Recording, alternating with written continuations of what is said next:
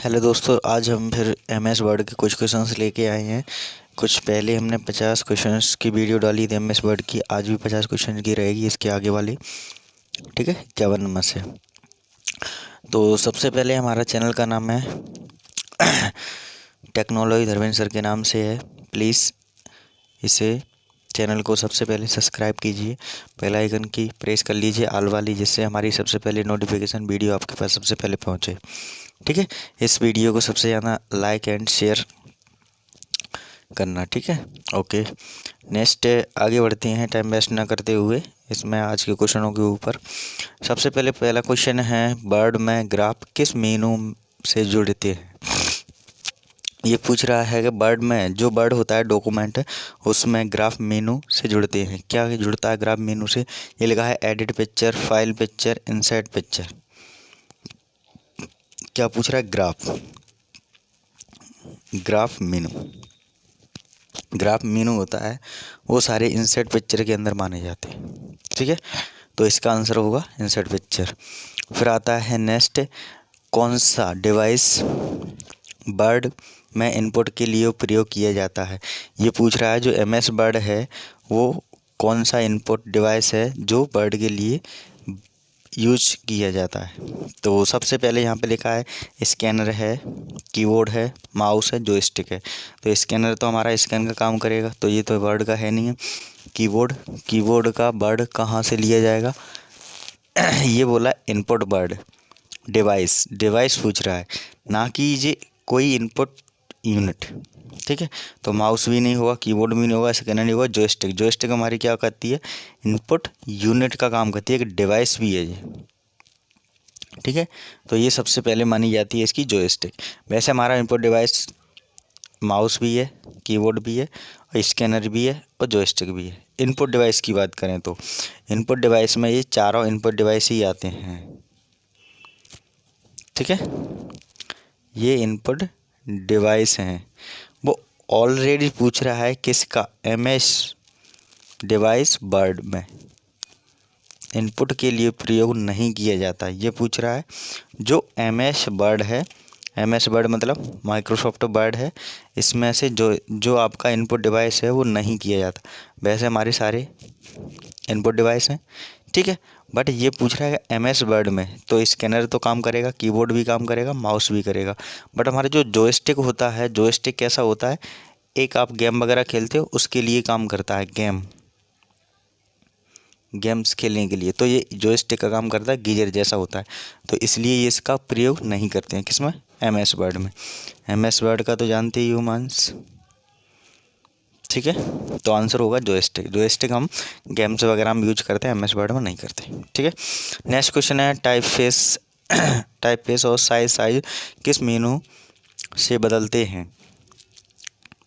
ये पूछ रहा है किसी भी टाइप फेस का साइज किस मेनू में बदलते हैं। कोई भी कार्य करते हैं उसके अंदर फॉर्मेटिंग रहता है साइज के अंदर का। ये सारा कभी भी देख लेना आप, पेज की साइज वगैरह के जो मेनू होती हैं वो फॉर्मेट में सबसे ज़्यादा मिलेगा आपको। फिर नेक्स्ट है निम्न में से कौन सी प्राइमरी ग्राफिक्स कैटेगरी है। वो पूछ रहा है कैटेगरी है, ग्राफिक्स कैटेगरी। तो यहाँ पे लिखा है चार्ट है, ऑटो शेप्स है, और पिक्चर शेप्स है। ग्राफिक्स कैटेगरी है। ग्राफिक्स मतलब यहाँ पे हम कोई ग्राफिकल में बनाए, इमेज वगैरह बनाए, सारी चीज़ें। तो ये तो हमारा चार्ट है, चार्ट पहले से ही डिज़ाइन है। शेप्स के अंदर हम बहुत सारे ग्राफ बना सकते हैं, पिक्चर के अंदर भी हम बहुत सारे शेप्स को कन्वर्ट कर सकते हैं। तो ये हमारा क्या हो गया? दोनों के अंदर ग्राफ्स का तैयारी हो गया। तो बी एंड सी, तो बी एंड सी क्या है? डी नंबर का आंसर हो जाएगा। और ये दोनों ऑप्शन रहेंगे, ऑटो शेप्स और पिक्चर शेप्स। ठीक है, नेक्स्ट आता है वर्ड 2 या 3 में पेज ब्रेक क्या है। ब्रेक क्या है? ये पूछ रहा है कि जो आपका ब्रेक करते हैं 2 या 3 के अंदर पेज को, वो क्या है। यहाँ पे लिखा है पेज को वर्टिकल 2 भागों में बांट दिया जाता है, पेज को हॉरिजॉन्टल 2 भागों में बांट दिया जाता है।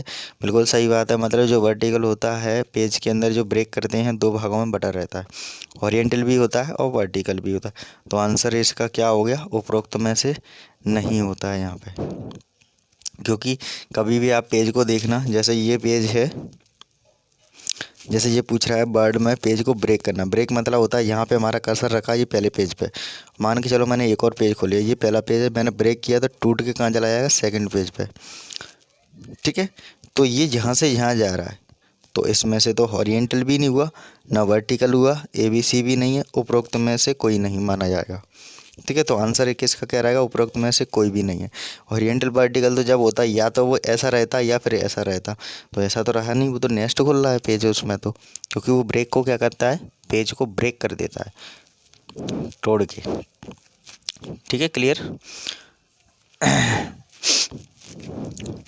नेक्स्ट आता है PDF फाइल को वर्ड में कैसे इंसर्ट करते हैं। ऑब्जेक्ट के द्वारा करते हैं, ये सबको पता है। इंसर्ट ऑब्जेक्ट होता है, इंसर्ट के अंदर मिलता है, ये इंसर्ट ऑब्जेक्ट होता है, वहाँ से हम PDF फाइल को इंसर्ट कर सकते हैं और किसी भी फाइल को हम ले सकते हैं। जैसे MS वर्ड है, MS के अंदर हम किसी भी पावर पॉइंट, एक्सेल किसी को भी खोल सकते हैं ये इसके अनुसार। ठीक है, ऑब्जेक्ट के अनुसार। निम्न में थंबनेल्स नहीं है, ये पूछ रहा है किसके अंदर थंबनेल्स नहीं होता है। ये लेआउट लिखा है, रीडिंग लेआउट लिखा है, ये इनके अंदर सबके अंदर थंबनेल्स होते हैं, तो नॉर्मल व्यू में थंबनेल्स नहीं होते हैं, नहीं पूछा है। ठीक है, तो नॉर्मल में थंबनेल्स नहीं रहते हैं। ठीक है, नेक्स्ट आता है डॉक्यूमेंट। डॉक्यूमेंट पेज का कलर व्यू में नहीं दिखाता है, ये पूछ रहा है किस में कलर व्यू नहीं दिखाता है, तो सबको पता है प्रिंट प्रीव्यू में इसका कलर नहीं दिखाता है MS वर्ड का। ठीक है, डॉक्यूमेंट के अंदर जब हम प्रिंट हम सेलेक्ट कर लेंगे कोई कलर वगैरह, जब प्रिंट प्रीव्यू में चेक करेंगे कौन सा कलर डला हुआ है तो दिखेगा नहीं, ये खासियत है प्रिंट प्रीव्यू की। ठीक है, नेक्स्ट आता है इनमें से किसका संबंध टेक्स्ट की फॉर्मेटिंग से नहीं है। वो पूछ रहा है फॉर्मेटिंग की नहीं है, किससे, टेक्स्ट से। टेक्स्ट मतलब जो हम लिखते हैं उसकी फॉर्मेटिंग नहीं है, तो सबसे पहले पूछ रहा है find and replace margin, line spacing, text scaling. तो टेक्स्ट तो पूछ ही रहा है, टेक्स्ट में क्या आता है, मार्जिन भी आता है, लाइन स्पेसिंग भी आता है, टेक्स्ट भी आता है, बट टेक्स्ट के अंदर फॉर्मेटिंग फाइंड एंड रिप्लेस नहीं आता, तो नहीं पूछा गया, तो आंसर हमारा क्या रहेगा, फाइंड एंड रिप्लेस। फाइंड मतलब होता है किसी वर्ड को ढूंढना, रिप्लेस मतलब होता है उसको चेंज करना। फॉर्मेटिंग टेक्स्ट के अंदर क्या होता है, मार्जिन भी होता है, लाइन के अंदर स्पेस कम ज़्यादा कर सकते हैं, टेक्स्ट स्पेस के अंदर भी अपन कर सकते हैं, टेक्स्ट को आगे पीछे लूजली लाइटली वगैरह, तो ये इसमें से आंसर होगा फाइंड नहीं है। नेक्स्ट आता है निम्न में से कौन सा प्रोग्राम MS ऑफिस के अंतर्गत नहीं आता है। ये पूछ रहा है जो MS ऑफिस है उसके अंदर कौन कौन सा आता है। जैसे वर्ड आता है, एक्सेल आता है, पावर पॉइंट आता है, कोरल नहीं आता है। कोरल ड्रॉ होता है, वो अलग से सॉफ्टवेयर होता है, तो ये हमारा आंसर रहेगा कोरल ड्रॉ, ये MS वर्ड में नहीं आता है। बाकी ये पर वर्ड है, एक्सेल है, पावर पॉइंट, ये सभी हमारे आते हैं किसके अंदर, MS ऑफिस के अंदर, बट कोरल है वो नहीं आता है। ठीक है, तो आंसर होगा, नहीं पूछा है तो ये कोरल हो गया। नेक्स्ट क्वेश्चन की ओर चलते हैं।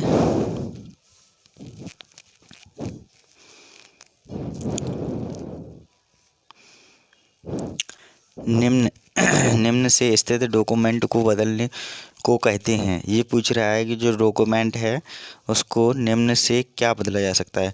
पहले से स्थित स्थायी है जो चीज़ को, उसको डॉक्यूमेंट को बदलने को कहते हैं। ये पूछा जा रहा है जैसे क्रिएटिंग, मॉडिफाइंग और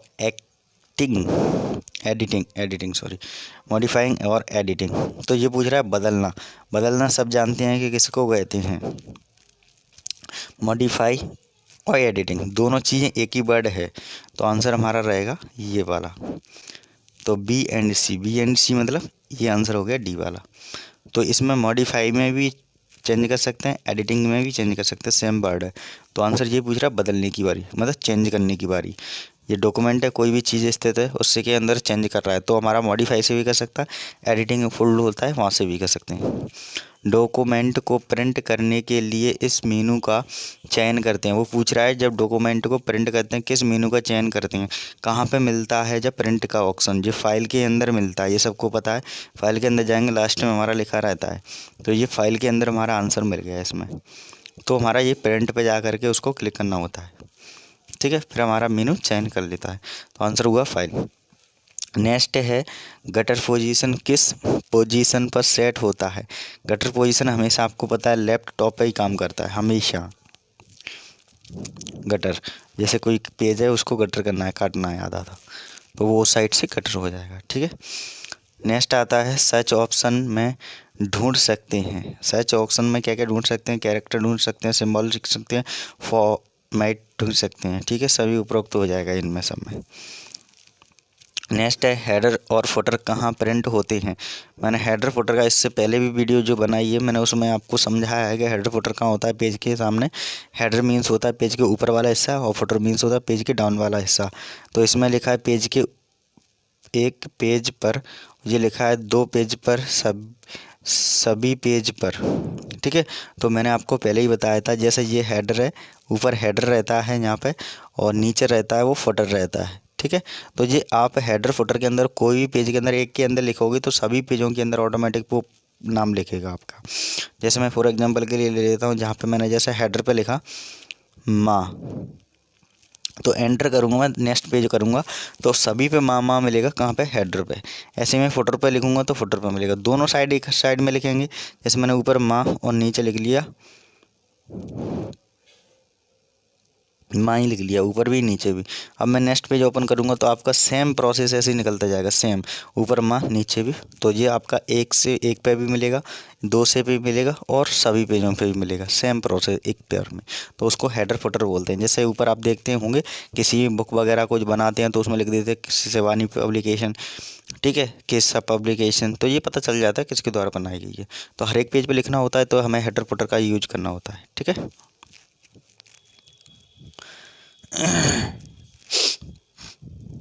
नेक्स्ट आता है रूलर का काम होता है। रूलर का काम क्या होता है सबको पता है, चौड़ाई मापने के लिए, मार्जिन दिखाने के लिए।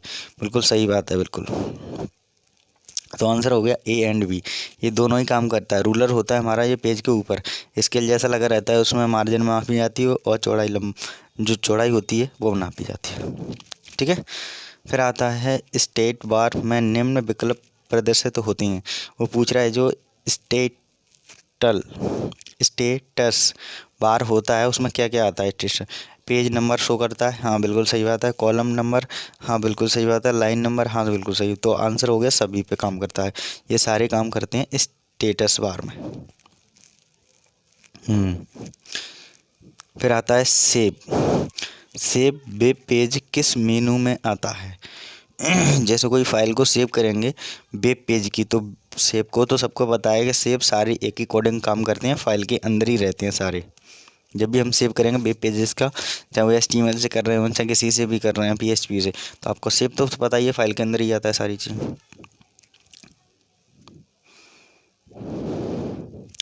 नेक्स्ट आता है प्रिंट प्रीव्यू किस मेनू में आता है, फाइल में।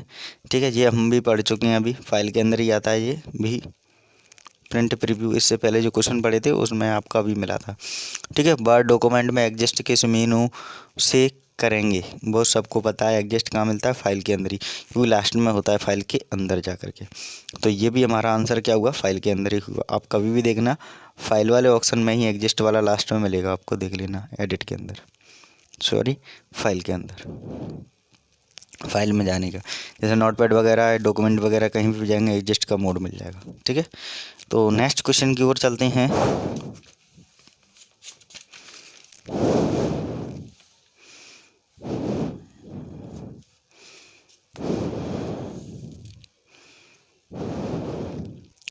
नेक्स्ट क्वेश्चन है स्पेलिंग ठीक करने का बटन। वो पूछ रहा है स्पेलिंग ठीक करने का बटन क्या है।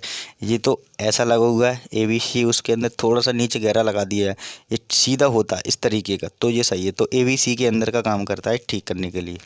ठीक है, स्पेलिंग मतलब जो आपकी स्पेलिंग लिखते हैं उसको। फिर लिखा है वर्ड 2 या 3 में कितने मेनू बार होती हैं, 9 मेनू बार होते हैं, वो 9 नंबर होते हैं। वर्ड 3 की बात करें, 7 की बात करें तो उसमें तो आपका टाइटल वाला सब खोल के रख दिया है, डायरेक्टली यूज होता है। निम्न में एडिट मेनू की कमांड है। ये पूछ रहा है निम्न में एडिट मेनू की कमांड क्या है। अंडू, रीडू, कट और उपयुक्त में सभी, मतलब आपका ये सभी में काम करता है। अंडू में भी करता है, रीडू में भी करता है, कट में भी करता है। ये एडिट मेनू की काम करता है। ठीक है। ऑल सेलेक्ट कमांड किस मेनू में आती है। ये पूछ रहा है ऑल सेलेक्ट मतलब होता है Ctrl+A। ये ऑल सेलेक्ट का काम करता है, ठीक है, या सिलेक्ट ऑल सेलेक्ट, तो ये एडिट मेनू के अंदर ही आती है, ठीक है। एडिट नोटपैड में देख लेना, इससे पहले मैंने वीडियो जो बनाई हैं उनको भी चेक करो, जो आपकी कंट्रोल से रिलेटेड बहुत सारी की बनाई है, नोटपैड वर्डपैड मैंने एक्सप्लेन किया, उनके अंदर ये सारी चीज़ें मिल जाएंगी आपको प्रैक्टिकली बिल्कुल, और ये आंसर आपका एडिट के अंदर रहेगा। नेक्स्ट है इंसर्ट मेनू में निम्न विकल्प होते हैं। इंसर्ट मेनू मुझे पूछ रहा है कि क्या क्या विकल्प होती हैं। इंसर्ट मेनू, मेनू मतलब होता है आपका, ये डॉक्यूमेंट के अंदर पूछा जा रहा है। इंसर्ट के अंदर हाइपरलिंक होती है, हेडर एंड टाइम भी होता है, बिल्कुल सही बात है, और ब्रेक भी होता है, पेज कुछ जैसे ब्रेक वगैरह करते हैं जो अभी आप पढ़ रहे थे, तो ये सभी आपके इंसर्ट के अंदर मिल जाएंगे। आप कभी भी साइड कर लेना, डॉक्यूमेंट के अंदर ये सारी चीज़ें आपको मिलेंगी इंसर्ट में। इंसर्ट ऑप्शन होता है डॉक्यूमेंट के अंदर, ये हाइपर लिंक मिलेगा, किसी भी लिंक को डॉक्यूमेंट के द्वारा क्लिक करके कंट्रोल के साथ क्लिक करते हैं माउस से। ऐसे ही आपका हेड एंड टाइम मिल जाएगा, ब्रेक मिल जाएगा, ठीक है। तो ये सारी प्रोसीजर आपको मिलेंगे।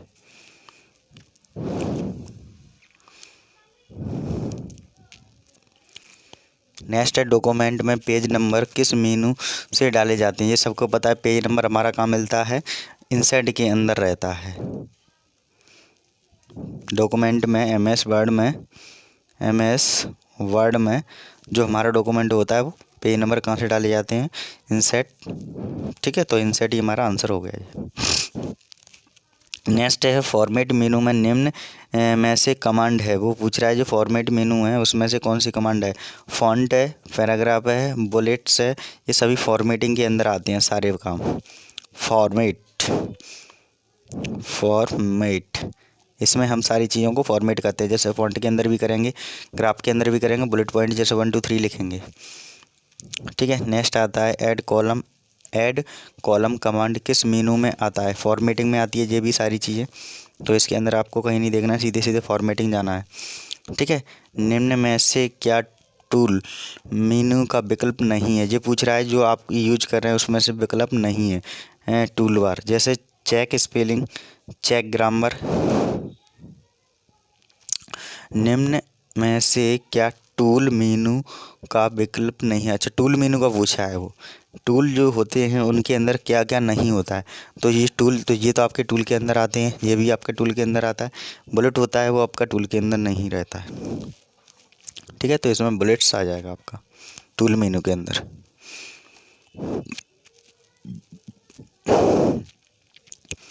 ये आपका फॉर्मेटिंग मेनू के अंदर रहता है, बुलेट्स वगैरह, फॉर्मेटिंग मेनू, टूल बार के नहीं, ठीक है।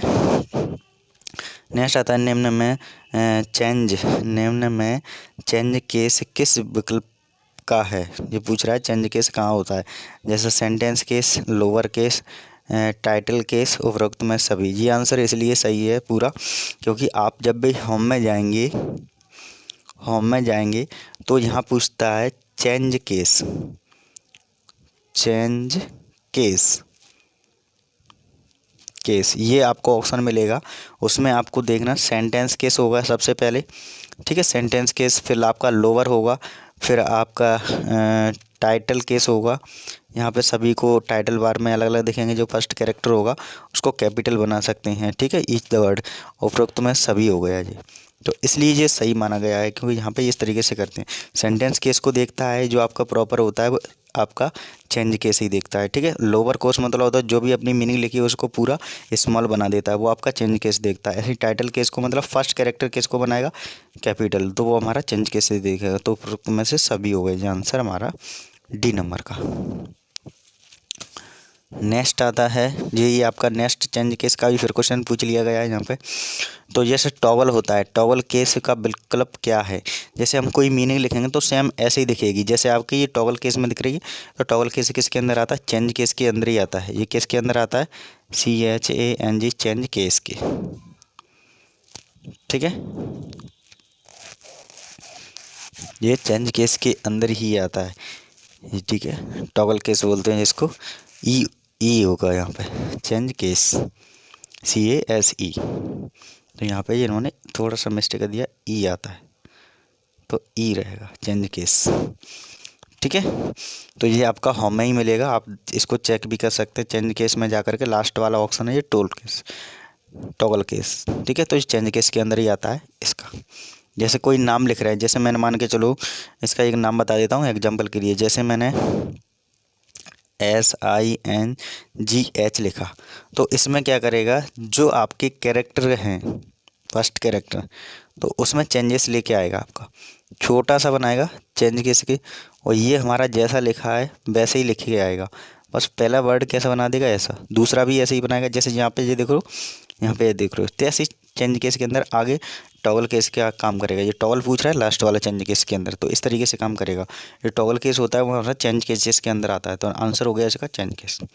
वर्ड में चेक कर लीजिए आप इसको, बिल्कुल प्रॉपर समझ में आ जाएगा। और दिक्कत आ रही है तो वर्ड 2 या 3 में कितने तरह के व्यू होते हैं ये पूछ रहा है। 5 तरह के व्यू होते हैं, ठीक है, वर्ड में। निम्न में व्यू ऑप्शन है, ये पूछ रहा है व्यू ऑप्शन कौन कौन से हैं। जैसे नॉर्मल व्यू होता है हमारा, वेब लेआउट व्यू होता है, ठीक है, प्रिंट लेआउट व्यू होता है, मतलब ये सभी आते हैं आपके व्यू के अंदर। ये सारे व्यू के अंदर आपके आते हैं, व्यू ऑप्शन के अंदर, ठीक है। तो आंसर हो जाएगा अपना उपरोक्त में से सभी। फिर नेक्स्ट आता है निम्न में व्यू मीनू। निम्न में व्यू मीनू के ऑप्शन नहीं है, ये पूछ रहा है ऑप्शन नहीं है। तो आपको पता है रीडिंग, आउटलाइन, दोनों, सेंड व्यू, तो ये नहीं है, मतलब ऐसा कोई होता ही नहीं है। तो ये ध्यान रखना है नहीं, और ध्यान रखना है। नेक्स्ट आता है डॉक्यूमेंट में मैप किस मेनू में आता है। तो व्यू मेनू में आता है, ये व्यू होता है उसी मेनू में आपका डॉक्यूमेंट मैप आता है, ठीक है।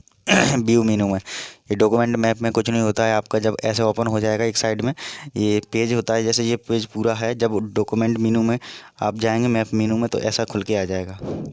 और जैसे ही आप थंबनेल के अंदर आएंगे तो इसका पूरा एक दिखाने लगेगा थंबनेल, ठीक है। तो अब व्यू मेनू पे चाहे तो व्यू मेनू, मैप मेनू किसके अंदर आता है, व्यू मेनू में। व्यू होता है व्यू, व्यू ये है व्यू, लास्ट में MS वर्ड में देख लेना, ऊपर देखेगा। निम्न में हैंगिंग इंडेंट क्या है, ये पूछ रहा है। निम्न में हैंगिंग इंडेंट क्या है। सबसे पहले तो हैंगिंग ये होता है, और आपका एक और हैंगिंग ये वाला होता है। हैंगिंग, हैंगिंग, हैंगिंग बर्ड से समझो, किसी भी चीज़ को लटका रहे हैं, ये समझो हैंगिंग। तो आपका 2 पॉइंट में काम करता है हैंगिंग, A एंड C। तो एक तो इस तरीके से लटका रहे हैं, एक इस तरीके से लटका रहे हैं, तो अपोजिट काम कर रहा है। तो आंसर होगा A एंड C, तो हैंगिंग का काम करते हैं ये। तो आंसर हमारा ये कहलाएगा A एंड C दोनों।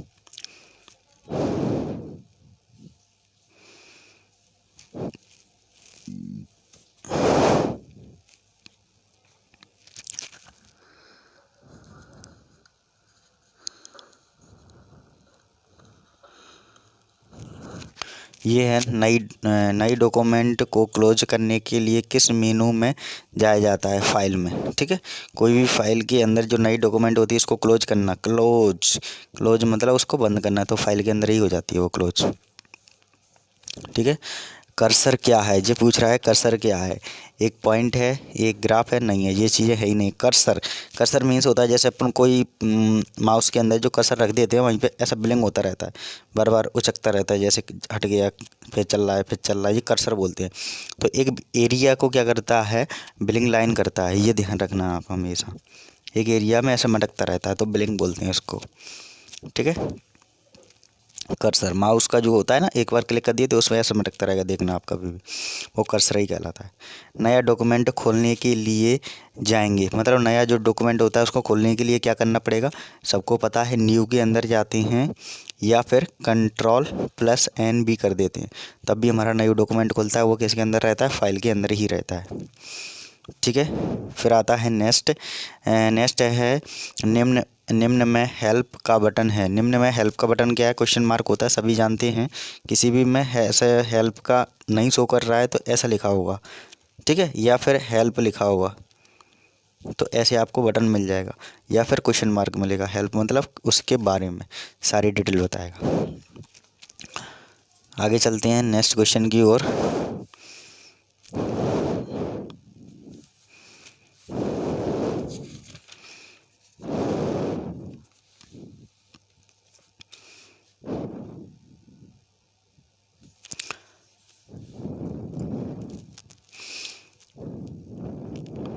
नेक्स्ट क्वेश्चन है, क्विक एक्सेल टूल बार होता है, ये वर्ड के ऊपर ही रहता है, जो वर्ड विंडो होती है उसी में ऊपर रहता है। ये क्विक किसी भी चीज़ को क्विक एक्सेल टूल बार बोलते हैं, जिसके क्विकली काम करता है। ठीक है, नेक्स्ट आता है इसके अंदर, क्विक एक्सेस टूल में डिफ़ॉल्ट कमांड होती है रीडू।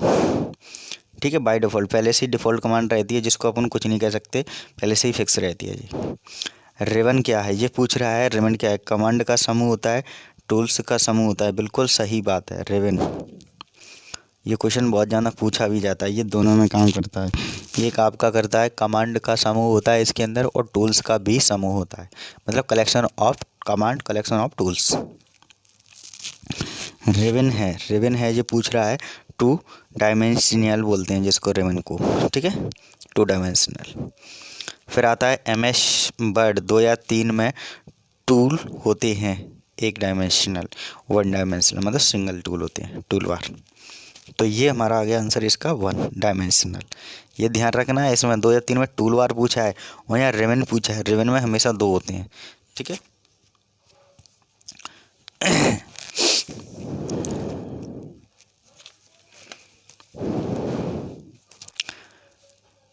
नेक्स्ट आता है, रिबन में कितने टैब्स होते हैं, ये पूछ रहा है। रिबन है, उसके अंदर कितने टैब्स होते हैं, तो ये 7 टैब्स होती हैं। ये आपको बिल्कुल रट के रखना है ये चीज़ें, क्योंकि ये कुछ चीज़ें कुछ फिक्स हैं, इनको ना हम चेंज कर सकते हैं ना कुछ कर सकते हैं। रिबन के क्वेश्चन से बहुत ज़्यादा पूछे जाते हैं। ठीक है, नेक्स्ट क्वेश्चन है, वो है विंडो 2003 में फॉन्ट साइज कितना होता है। ये पूछ रहा है, विंडो जो 2003 है उसका फॉन्ट साइज कितना है। नॉर्मल हमारा 12 होता है इसमें। जैसे हम कोई वर्ड लिखते हैं तो आप इससे ज़्यादा कम लिखेंगे तो थोड़ा सा प्रिंट आउट में प्रॉब्लम नहीं देती है। ये फॉन्ट साइज कितना होता है ये पूछ रहा है, तो हमारा यहाँ 12 रहता है। MS वर्ड के अंदर है, वो 2003 के अंदर देखा जाएगा, तो इसके अंदर हमें क्या करना है, 12 के अंदर लिखना है। ज़्यादा वर्ड लिखेंगे तो आपको प्रॉब्लम आएगी शो कराने में, क्योंकि सबसे बड़ी समस्या यही हो जाती है, कोई वर्ड लिखेंगे आपने ज़्यादा दे दिए तो प्रिंट आउट में भी आपके बड़े बड़े साइज आएंगे। तो यहाँ पे ये साइज़ को ज़्यादा बड़ा नहीं करना है, आपको प्रॉपर लेना है इमेज के अंदर, आपको डॉक्यूमेंट के अंदर सही प्रॉपर सेट करना है। तो हमारे 12 के अंदर रखना है। हेडिंग बनाना है तो 12 के अंदर ही आप हाईलाइट कर सकते हैं, बोल्ड वगैरह, इटैलिक वगैरह, तो उससे हमारा वर्ड सही प्रॉपर अरेंज हो जाता है। ज़्यादा साइज लेंगे तो प्रॉब्लम आएगी, आपको साइज ज़्यादा मैनेज नहीं कर पाओगे एक पेज के अंदर। ठीक है,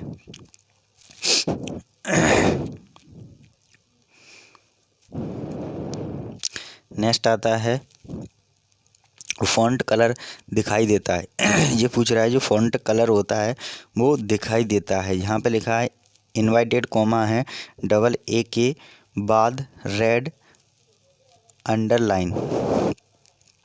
ठीक है, A के साथ हरी लाइन, यहाँ ABC दोनों माना, उपरोक्त किसी में भी नहीं। ये पूछ रहा है फ़ॉन्ट कलर होता है, जो फ़ॉन्ट कलर वो दिखाई देता है। यहाँ पे पूछ रहा है रेड अंडरलाइन।